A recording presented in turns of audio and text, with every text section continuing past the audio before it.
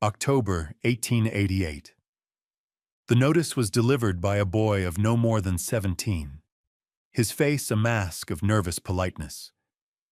He worked as a clerk for Mr. Silas Croft, the superintendent of the Argent Consolidated Mining Company, and he held the single sheet of paper as if it were a writ of execution, which, in a way, it was.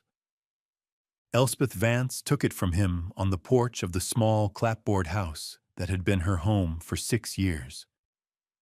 The air at 9,500 feet was already thin and sharp with the coming winter, and the boy's breath plumed in small, apologetic clouds. "Mrs. Vance," he began, his voice cracking slightly. "Mr. Croft asked me to deliver this. He sends his regards." Elsie did not reply. She unfolded the paper. The language was formal, stripped of sentiment.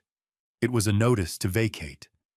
The property, House 14 on the company plat, was owned by Argent Consolidated. Her husband, Arthur, had been granted its use as part of his compensation as a geological engineer.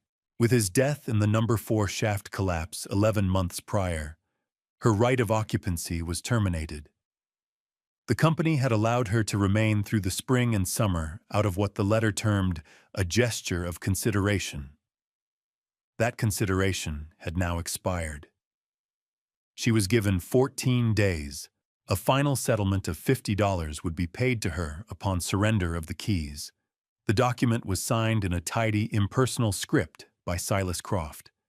She read it twice, her expression unchanging. The boy shifted his weight from one foot to the other, the crunch of gravel loud in the quiet afternoon. He clearly expected tears, or pleading, or some outburst of female hysterics that would allow him to retreat in a flurry of sympathetic noises. Elsie gave him none of it. She simply folded the paper back along its creases and held it in her hand. Her composure was a wall he could not breach. "Thank you, Thomas," she said, her voice even. She knew his name. His mother bought eggs from her when her hens were laying well. "You've done your job." The boy seemed to deflate with a mixture of relief and disappointment. "Yes, ma'am. Mr. Croft said, he said if you have any difficulties, you're to speak with him at the company office." "I understand," she said. It was not an offer of help. It was an instruction to contain the problem within official channels. She did not look at the letter again, but at the mountain that loomed over the small town of Argent. The sentinel's spine, a long ridge of granite and limestone, was already gathering a dusting of snow on its upper reaches. The aspen groves that clung to its lower slopes had turned a brilliant, painful yellow, a last flare of color before the months of white and gray. Arthur had loved that mountain. He had walked it every Sunday, tapping at rocks with his hammer, making notes in his ledger. "That's all, then," the boy said, backing away from the porch steps. He almost tripped over his own feet in his hurry to be gone. Elsie watched him retreat down the dirt track toward the main cluster of company buildings, a small figure diminishing against the vast, indifferent landscape. Only when he was out of sight did she allow her gaze to drop back to the paper in her hand. 14 days. The 15th of October. Winter in the high country did not arrive by degrees. It fell like a hammer. To be without a roof over your head in these mountains after the 1st of November was a death sentence. The $50 was an insult, enough to pay for a funeral, but not for a life. The cruelty of it was not in its passion, but in its neat, bureaucratic efficiency. It was a line item in a ledger, the closing of an account. Arthur Vance, deceased. House 14, asset to be reclaimed. Elspeth Vance, widow, liability to be discharged. She stood on the porch for a long time, the cold wind tugging at the stray hairs around her face, until the sun dipped behind the western peaks and the world was cast in a deep, chilling blue.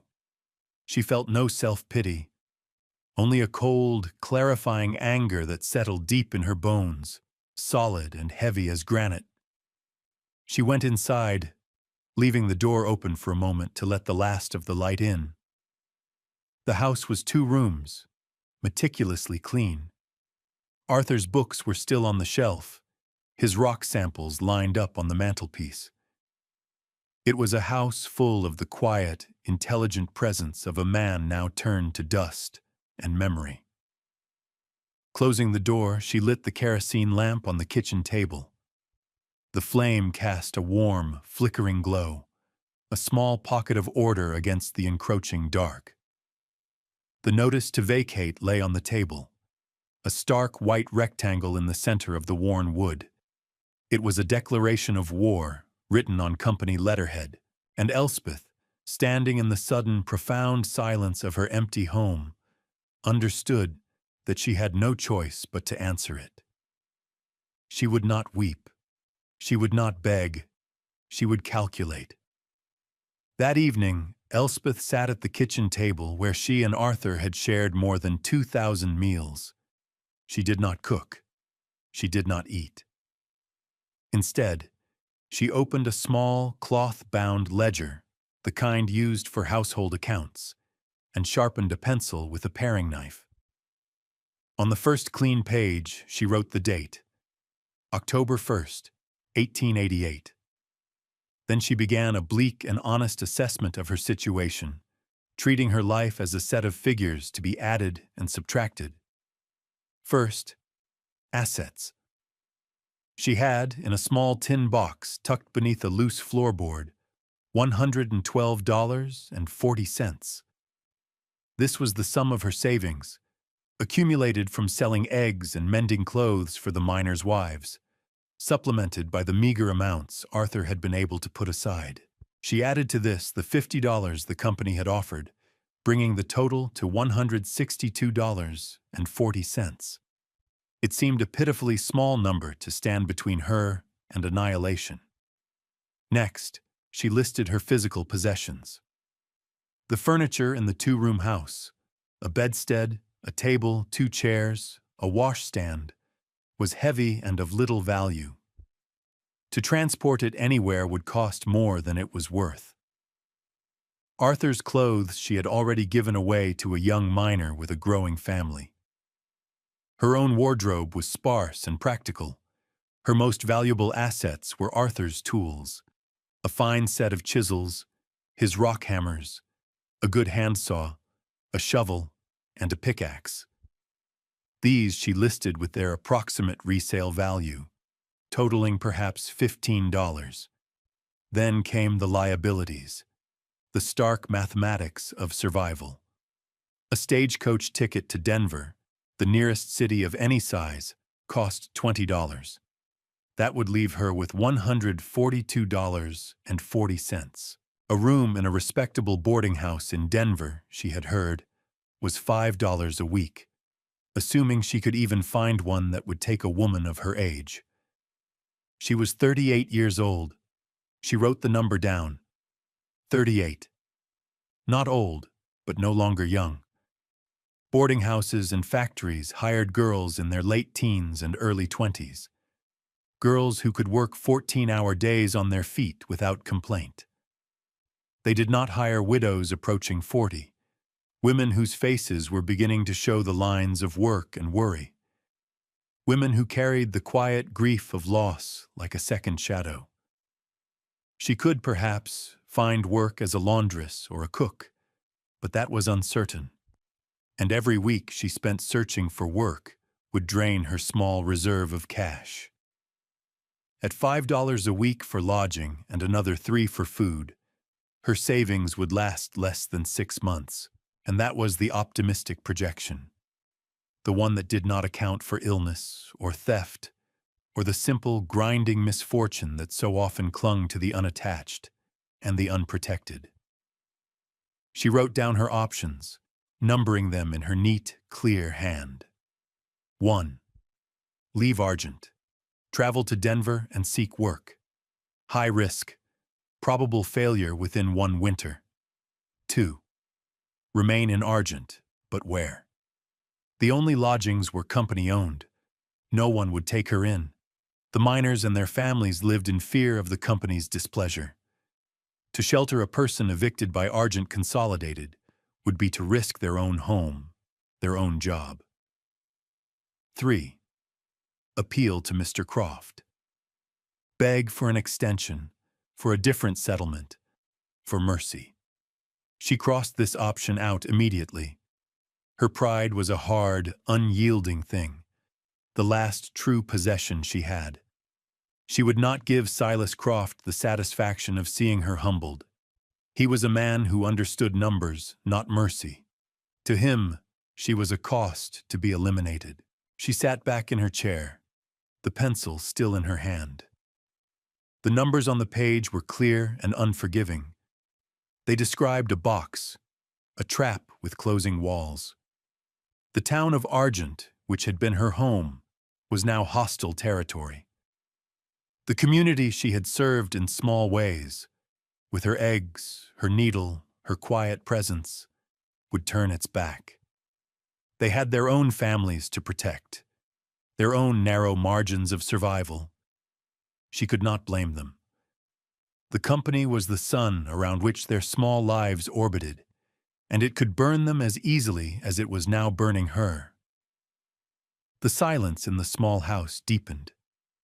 The only sound was the faint hiss of the kerosene lamp and the ticking of the mantel clock, each tick measuring out the seconds of her 14 remaining days. She was alone. Her parents were long dead, buried in a churchyard in Ohio. She had no siblings. Arthur had been her only family. Now, he too was gone, his body interred in the cold ground alongside the other men lost in the collapse. She had no one to turn to, no one to write to for help. The realization did not bring despair, but a strange, cold calm. If she was to survive, it would be by her own hand, her own wits. The world had reduced her life to a simple, brutal equation. The answer was hers to find. She looked again at the list. There was no fourth option. She would have to create one. Sleep did not come.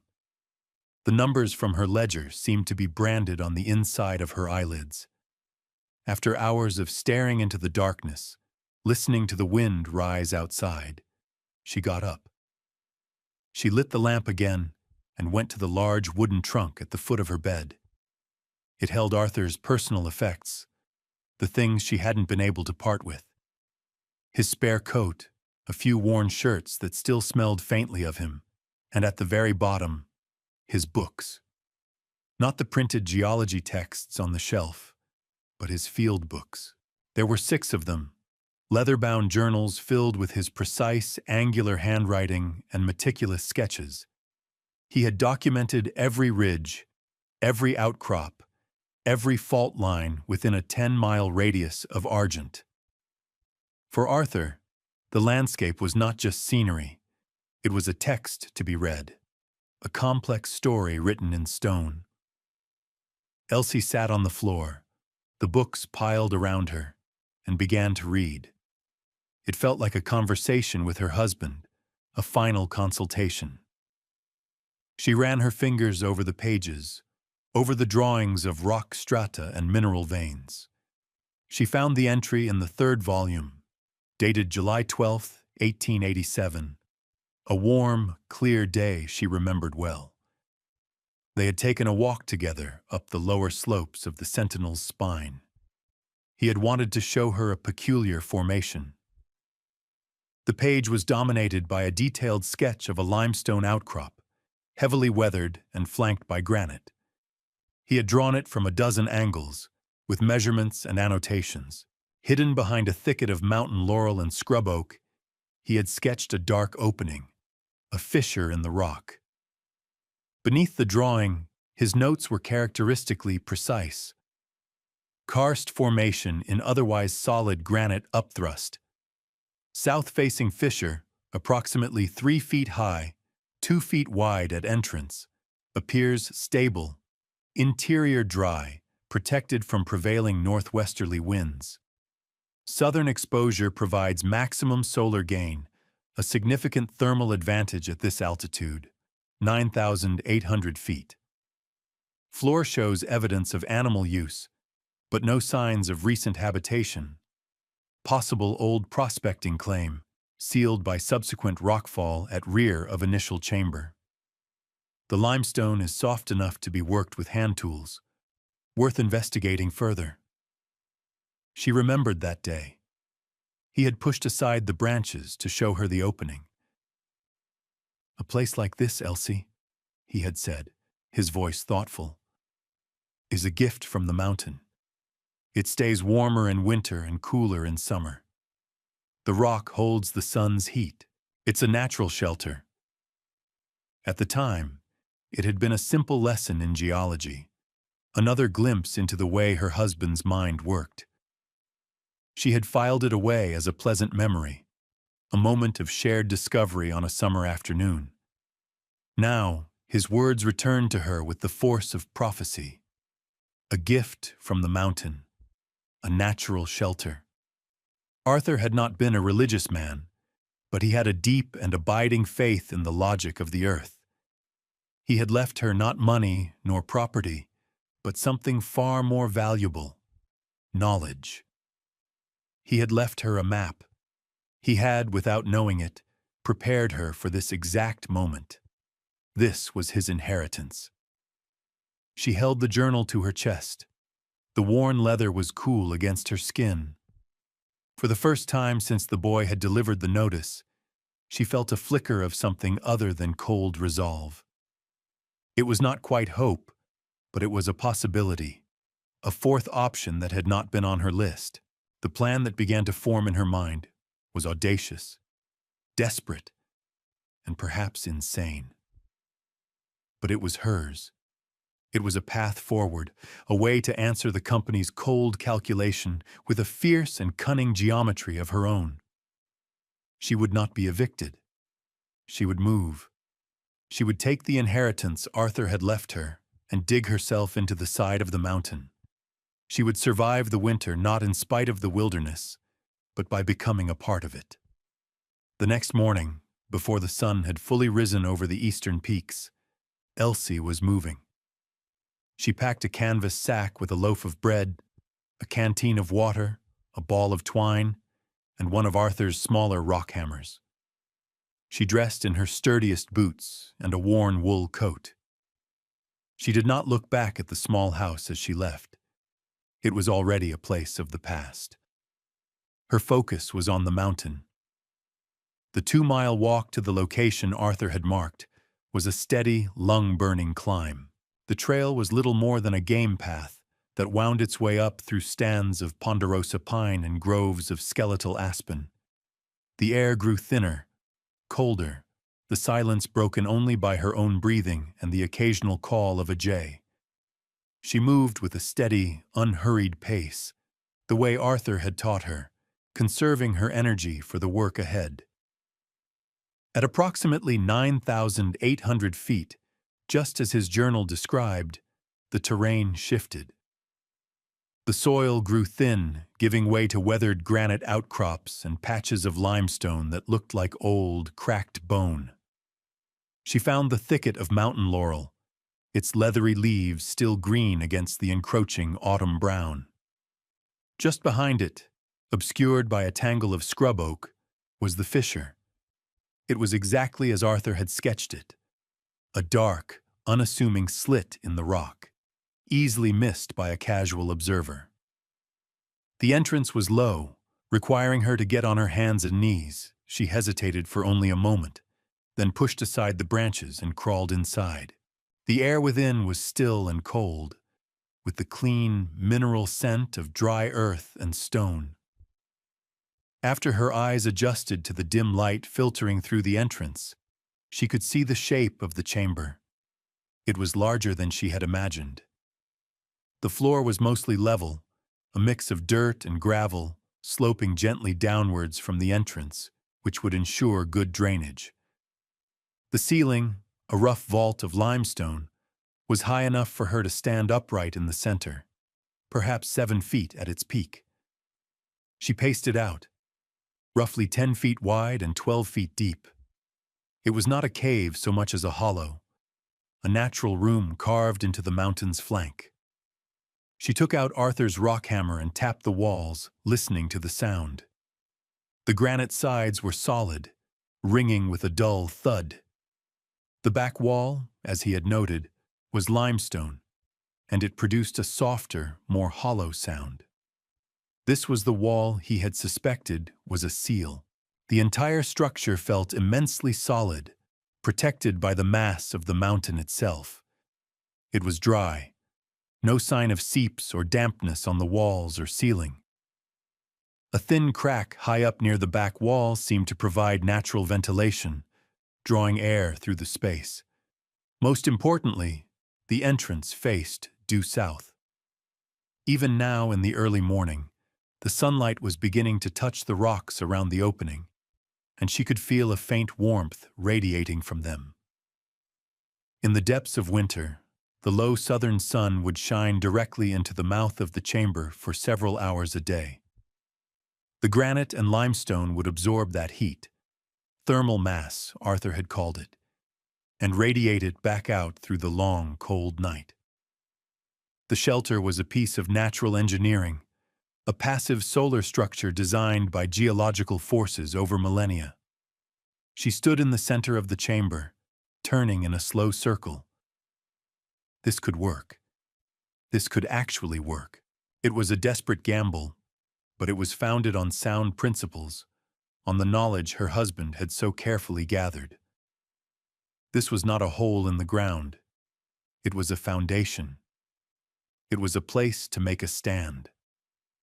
She spent another hour there, clearing away loose stones from the floor, measuring the dimensions with her length of twine, and scratching notes and calculations onto a flat piece of shale with a sharp rock.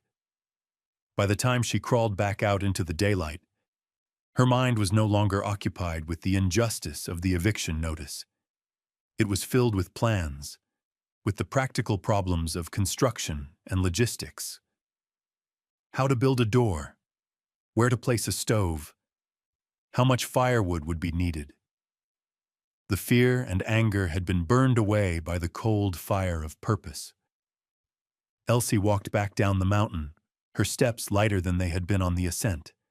She did not go back to the company house. Instead, she walked directly to Abernathy's general store, the hub of the small town's commercial life. The store was a long, low building smelling of coffee, cured meat, and oiled leather. Mr. Abernathy stood behind the counter, a stout man in his late 60s with a fringe of white hair and kind, discerning eyes. He had known Arthur well, respecting him as one of the few company men who did not put on airs. He had been quietly kind to Elsie since Arthur's death, always slipping an extra apple or a handful of candy into her basket. He watched her approach the counter, his expression one of gentle concern. "Elsie," he said, his voice a low rumble, "heard the news. That business with Croft is a damned shame." "It is what it is, Mr. Abernathy," she replied, her voice steady. She placed her list on the worn wooden counter. "I need to make some purchases." He picked up the list and read it, his eyebrows rising slightly. A good shovel, a pickaxe, a small cast-iron camp stove, 20 feet of stovepipe and a flue collar, a heavy 12 by 16-foot canvas tarp, a 10-pound box of assorted nails, sacks of flour, beans, and salt pork, coffee, lard, kerosene. It was not the list of a woman preparing to leave town. It was the list of someone digging in for a siege. He looked up from the paper, his eyes searching hers. He saw no desperation there, only a hard, focused determination that reminded him so much of her husband. He did not ask what she was planning. He understood that some undertakings are too fragile to be spoken aloud. To question her would be to introduce the possibility of doubt, and he could see that doubt was a luxury she could not afford. "All right, Elsie," he said, his tone all business. "Let's get you outfitted." She spent her money with the precision of a surgeon. She examined 3 different shovels before choosing one with a sturdy ash handle and a thick steel blade. It cost $3.50. The pickaxe was $2.75. The small stove, a 4-hole model called a sheepherder's delight, was the most expensive item at $12. She paid for everything in cash, counting out the bills and coins from her tin box onto the counter. The final tally came to $48.20. It was a massive portion of her savings, leaving her with just over $100 for any unforeseen needs. Mr. Abernathy gathered the items, his movements deliberate. As he loaded them onto a heavy handcart for her, he added several things that were not on her list: a large box of sulfur matches, a new whetstone for sharpening tools, and a thick gray wool blanket that had been woven by the Ute tribe. Elsie opened her mouth to protest, to say she couldn't afford them. He held up a hand. "On the house," he said gruffly, not quite meeting her eye. "Arthur. He helped me figure the grading for my root cellar. Never took a dime for it. Consider this a debt repaid." He finally looked at her, his gaze direct and filled with a quiet respect. "You take care of yourself, you hear?" "I will, Mr. Abernathy," she said. "Thank you." He simply nodded, then helped her push the heavily laden handcart out the door. The townspeople on the street watched her go, their faces a mixture of pity and curiosity. They saw a widow, cast out, pushing a cart of inexplicable supplies toward the mountain. They did not see a woman who had just declared her independence. Elsie ignored their stares. Her work had just begun. The labor was brutal, the most physically demanding work she had ever done. For 3 days, she did nothing but haul her supplies from the edge of town up the 2-mile trail to her shelter. The handcart was useless on the steep, rocky path. She had to carry everything on her back, load by punishing load. The stove was the worst, a dead weight of 70 pounds of cast iron that she wrestled and dragged up the slope, her muscles screaming in protest. Each trip left her breathless, soaked in sweat despite the cold air, but with every load she successfully deposited in the stone chamber, her sense of ownership grew. This place was being purchased not with money, but with the currency of her own sweat and endurance. Once the supplies were assembled, the real work of construction began. Her first priority was to investigate the back wall of the chamber. The limestone wall that Arthur had suspected was a seal. Using the new pickaxe, she started chipping away at the rock. The work was slow and exhausting. The limestone was softer than the surrounding granite, but it was still stone. For 4 days, she worked by the light of a kerosene lamp, the rhythmic thud-clink of the pickaxe the only sound. Her hands, unaccustomed to such labor, blistered, broke open, and bled. She wrapped them in strips of cloth from an old shirt and kept working. On the 5th day, her pickaxe broke through, not into open air, but into a hollow space. The sound changed from a dull thud to a resonant boom. With renewed energy, she widened the hole, pulling out chunks of fractured limestone until the opening was large enough to crawl through. She lit her lamp and peered inside. It was another chamber, larger than the first, and it was filled with the dust of ages. A massive rockfall from the ceiling had sealed this inner room from the outer one, perhaps centuries ago. Crawling inside, she found a scene frozen in time. A rusted but remarkably intact prospector's stove stood in one corner, a length of stovepipe lying beside it. A crude bed frame, its wood now rotted to pulp, was pushed against the far wall. Near it lay a pickaxe with a shattered handle and a small tin lockbox. A human skeleton lay half buried in the dust and rockfall debris near the bed, a silent testament to the long-ago disaster. Elsie felt a pang of sorrow for the unknown man, but no fear. He was a fellow traveler, a person who had also sought refuge in the mountain. Inside the lockbox, she found a small, leather-bound journal. The ink was faded, but the handwriting was legible. It was the diary of a man named Jedediah Morse, dated 1863.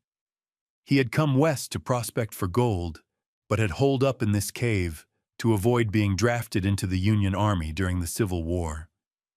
He had lived here for over a year before a rock slide in the outer chamber had trapped him. His last entry was a scrawled, desperate prayer. He had died here, alone. The discovery was both sobering and transformative. She now had two chambers. The inner room, larger and completely protected from the elements, would be her storeroom and larder. The outer room would be her living space. Jedediah's stove was larger and more efficient than the one she had bought. After a day of cleaning and careful inspection, she patched a small crack in its side with wet clay from a nearby stream bed and determined it was sound. She had inherited not just a space, but a history and the tools of a previous survivor.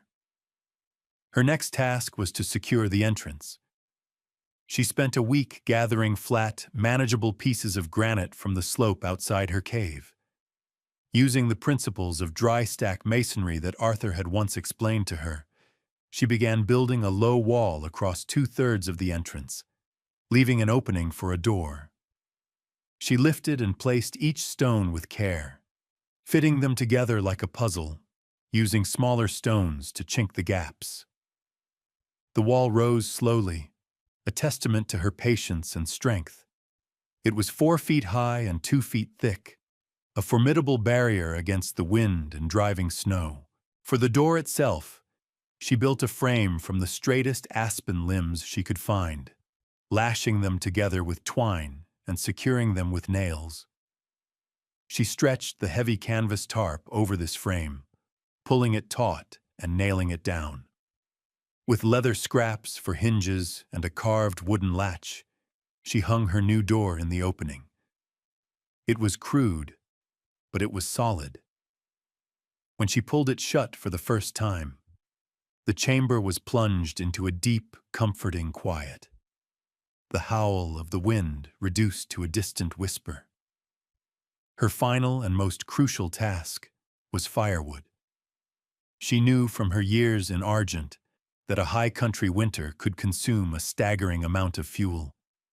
She worked from dawn until dusk, felling dead, dry standing pines and aspens with her handsaw, bucking them into manageable lengths and hauling them back to her shelter.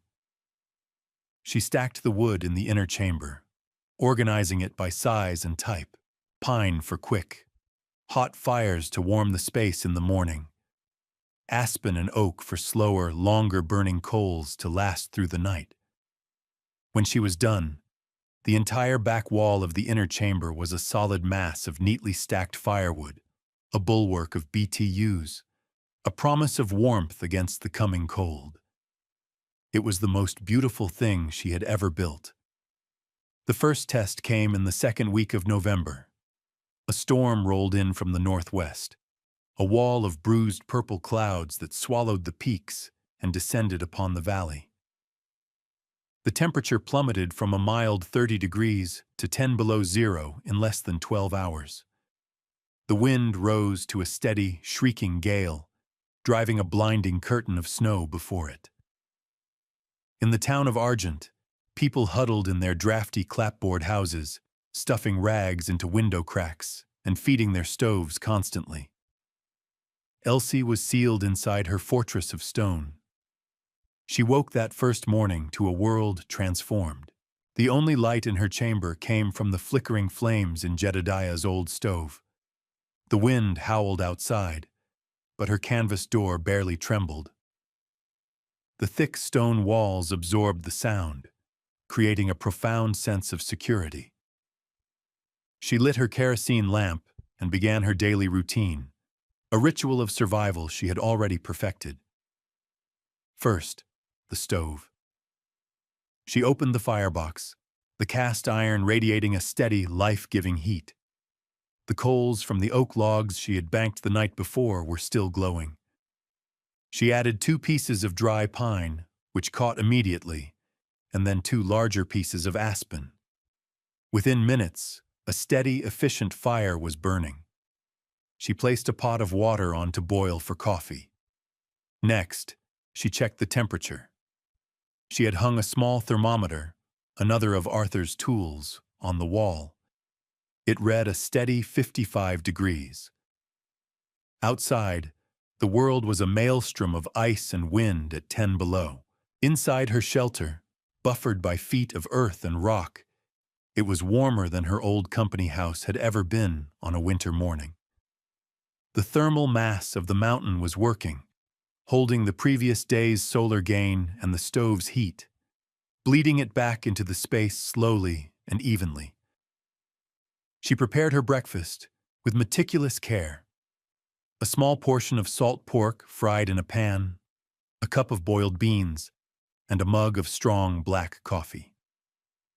Food was fuel, and she rationed it as carefully as she rationed her firewood.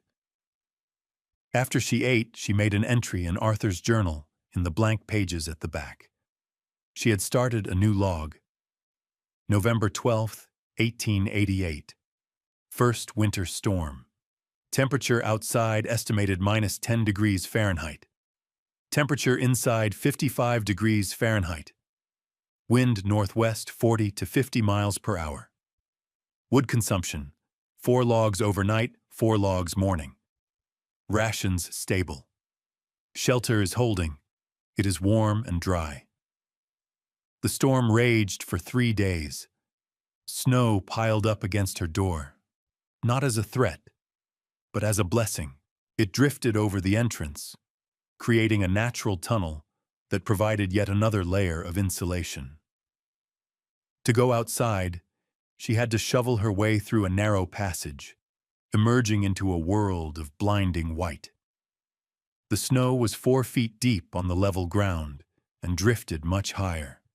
She spent her days in the quiet, lamp-lit warmth of her shelter.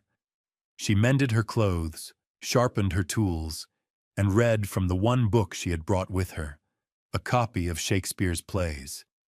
In the evenings, she read Jedediah's journal, his ghost a quiet companion in their shared sanctuary. She was not just surviving, she was comfortable.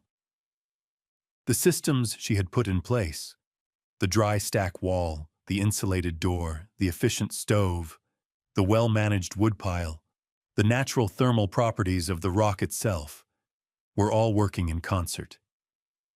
Her survival was not a matter of luck or brute endurance. It was a matter of engineering. It was the physical manifestation of her husband's knowledge and her own unyielding will. On the 4th day, the storm broke. The sun came out, dazzlingly bright on the new snow. Elsie shoveled her entrance clear and stood in the brilliant, silent world. The air was clean and cold, and the sky was a deep, impossible blue. She had faced the first and worst of the winter's fury and had not been found wanting. She was safe. She was warm. She was home. In January, the great cold descended.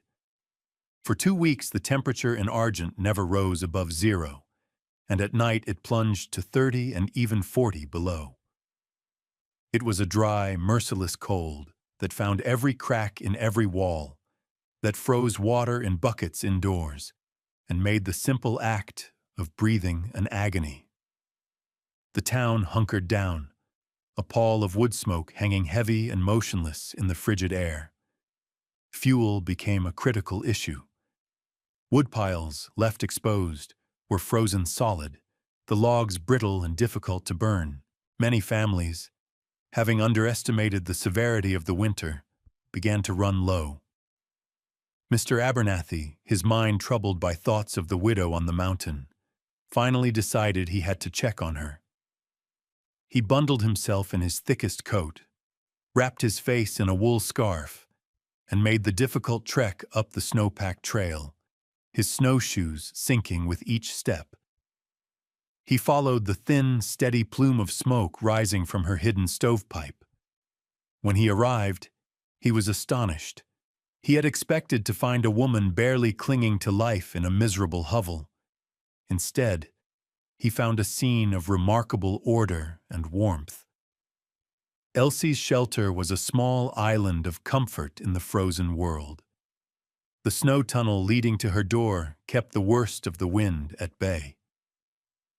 When she opened the canvas flap to his knock, a wave of warm, dry air washed over him.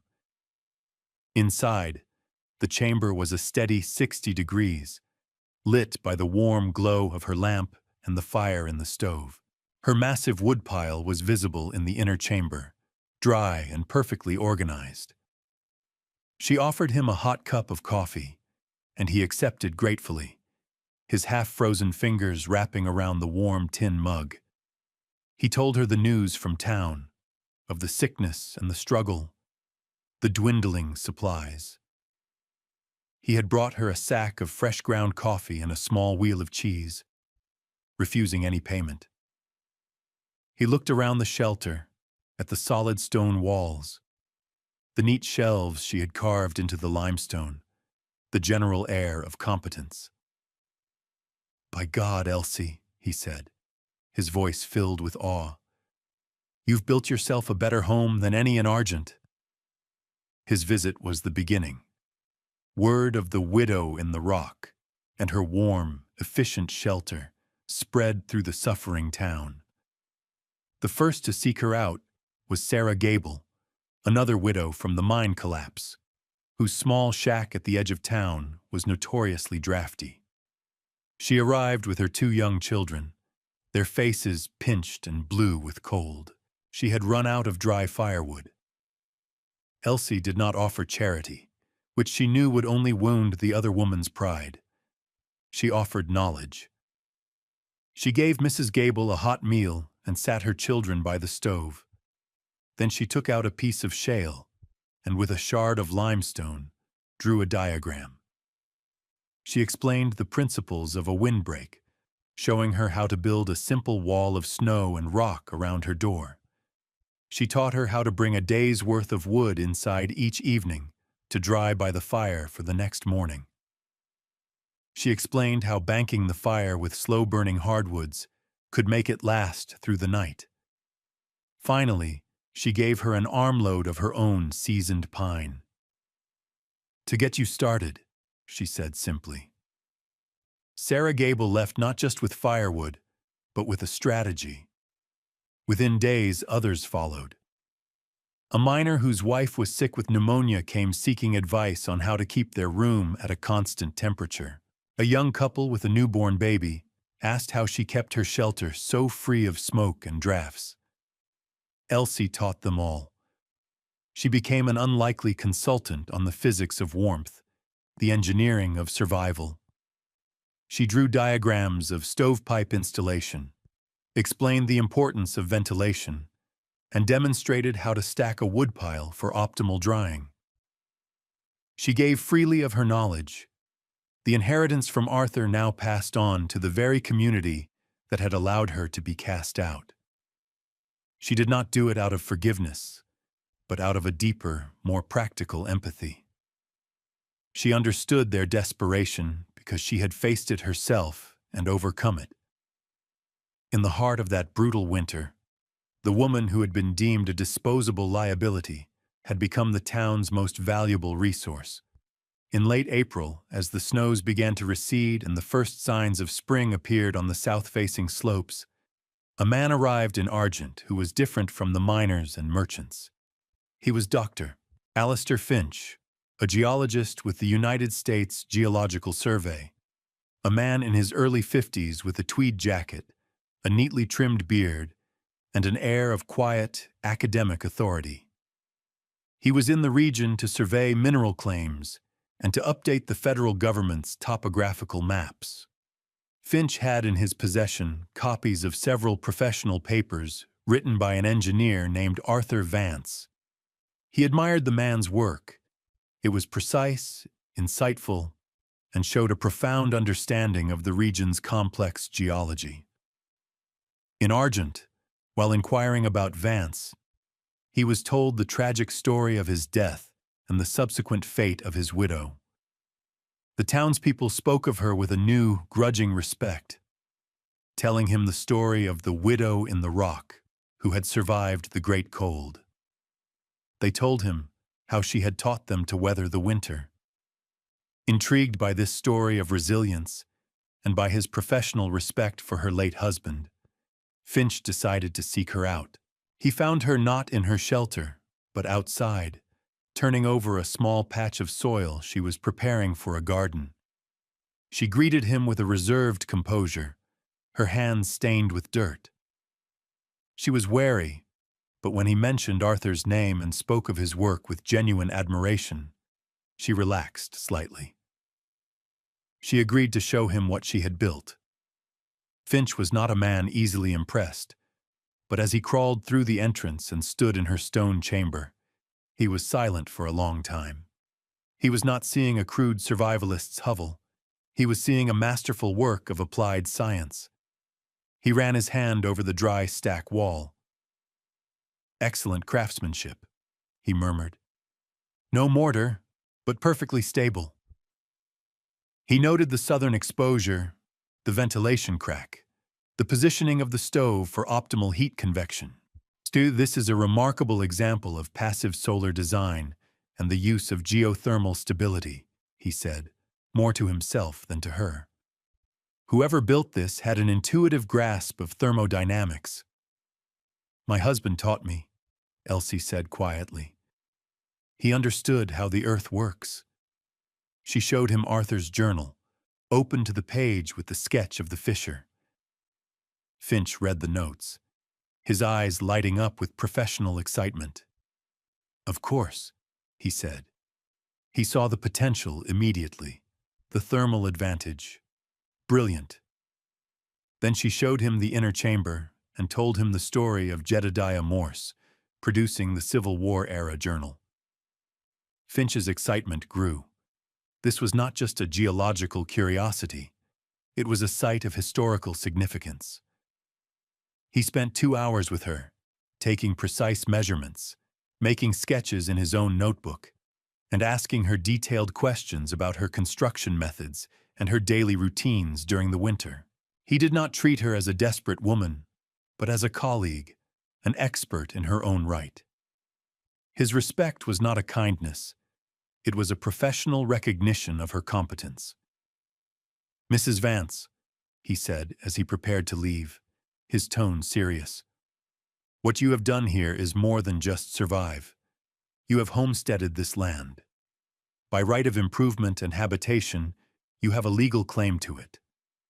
Furthermore, the discovery of the historical artifacts in the inner chamber makes this a site of official interest." He paused, looking at her directly.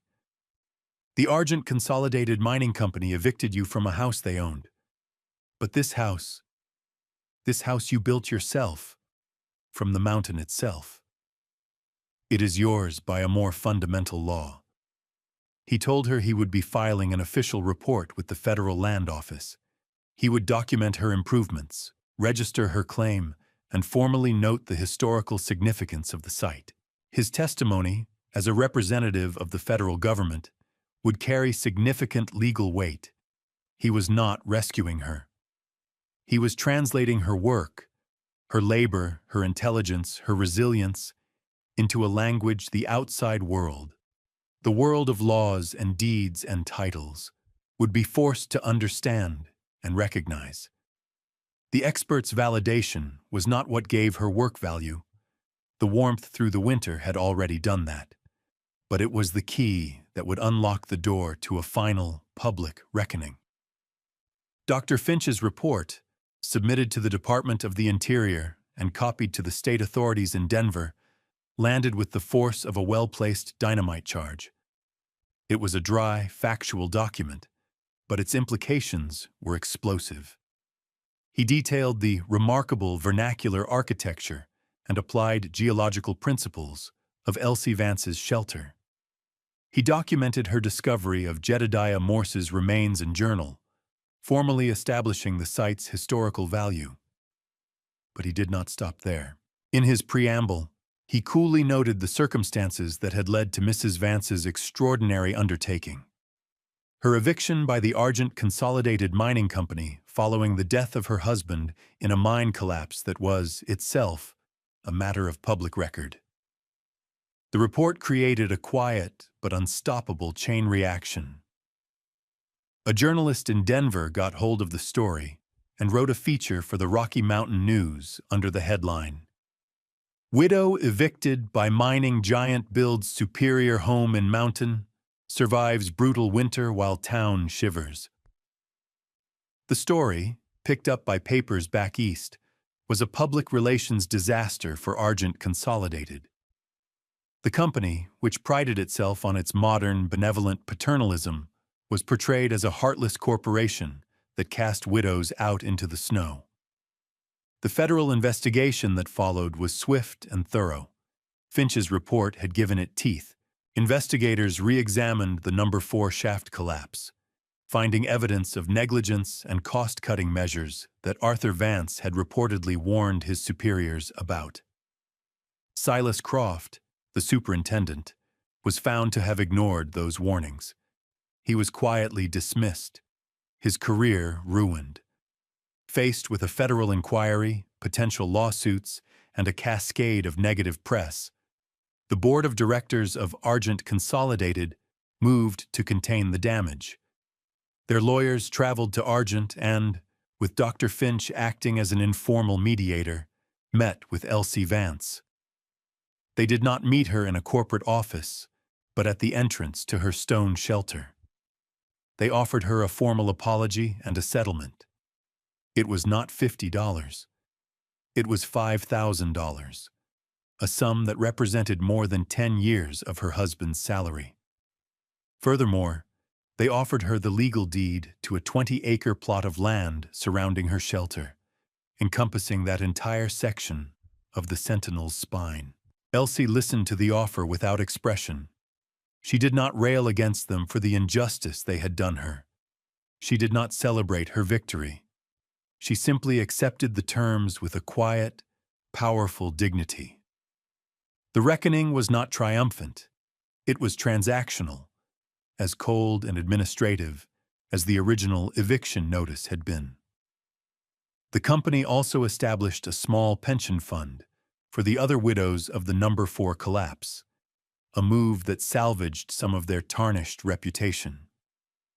The money was deposited in her name at the bank in Silver Plume. The deed was registered with the county clerk. The truth had been documented, and the injustice, in its way, had been reversed. But the cost remained. Arthur was still dead.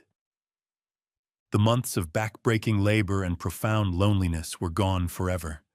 The calluses on her hands and the quiet ache in her back were permanent reminders.